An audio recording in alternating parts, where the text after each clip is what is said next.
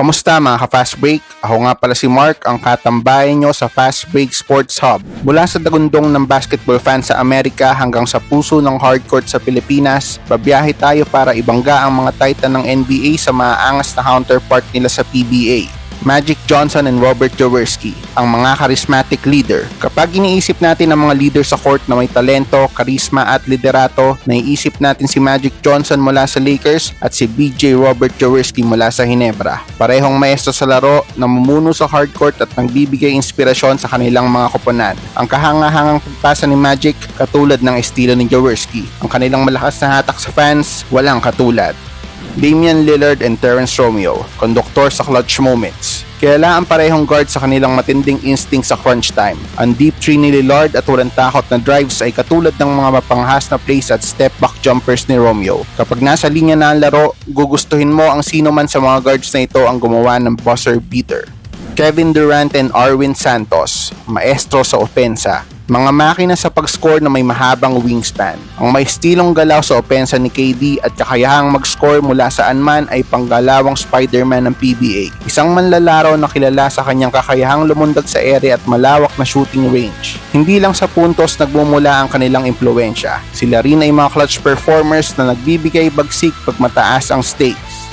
Mga snipers sa court, Steph Curry and Jimmy Alapag. Mga sharpshooters, kung si Curry ng Warriors ay binabago ang NBA sa kanyang deep threes, ang Mighty Mouse namang si Alapag ang nagpapasok ng mga halagang tres sa PBA. Pareho silang may kahangahangang liderato at shooting range na kinatatakutan ng kalaban.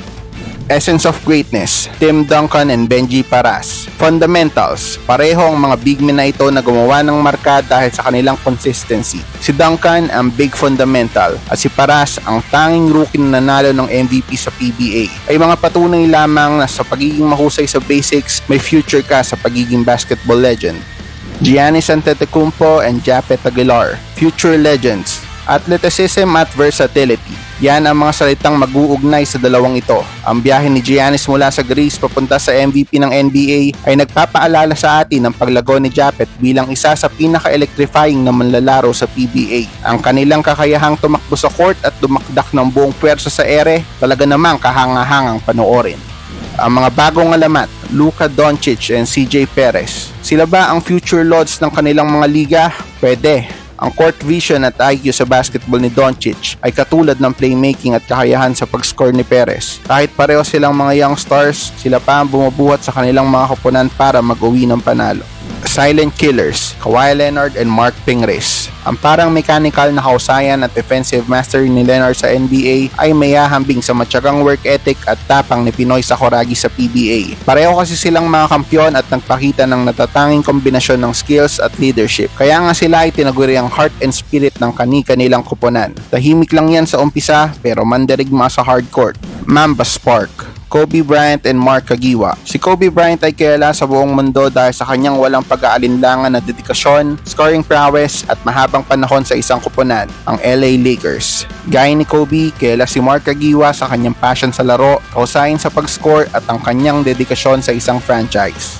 Michael Jordan and Ramon Fernandez, ang mga Titan. Si His Ernest MJ at si El Presidente Fernandez, ang arguably na sinasabing mga GOAT ng kanilang mga liga. Pareho silang legendary ang kakayahan sa pag-score, defensive prowess at may maraming kampyonato sa kanilang mga resume. Habang si Jordan ay pumapalag sa law of gravity, pinakita naman ni Fernandez ang kanyang kakayahan sa post moves at shooting touch.